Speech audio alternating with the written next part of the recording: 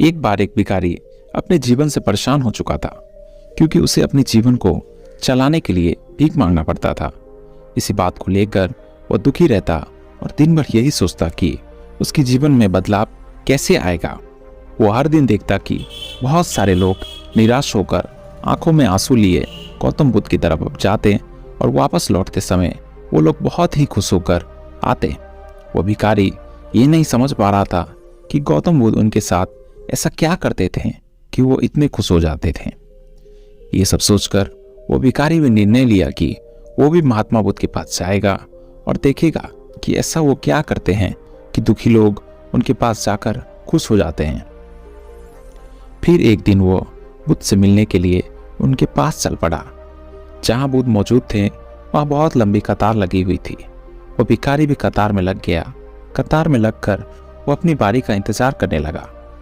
देखते ही देखते उसकी बारी आ गई और उसने बुद्ध से कहा, बुद्ध, मैं बहुत गरीब हूँ, मेरे पास कुछ भी नहीं है।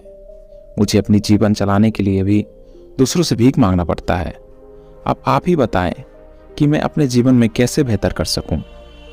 ये सब सुनकर बुद्ध ने कहा, तुम गरीब नहीं हो, तुम्हें ऐसा लगता है क्योंकि आज तक कभी तुमने किसी के लिए कुछ भी नहीं किया, ना ही तुमने कभी किसी को दान दिया, ना ही तुमने दूसरों के लिए कुछ किया।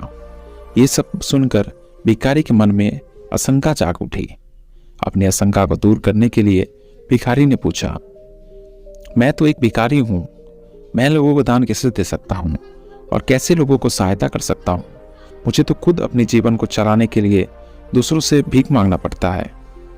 ये सब सुनने के बाद गौतम बुद्ध थोड़ा देर चुप रहे। फिर उससे बोले, तुम्हारे पास हाथ है जिससे तुम लोगों की सेवा में लगा सकते हो, दूसरों का भला कर सकते हो। इसके अलावा तुम्हारे पास मुंह है जिससे तुम लोगों से अच्छी अच्छी बातें कर सकते हो और दूसरों का हौसला बढ़ा सकते हो। ये सब करके भी तुम दूसरों का सहायता कर सकते हो। जरूरी नहीं है दान सिर्फ पैसे से किया जाता है।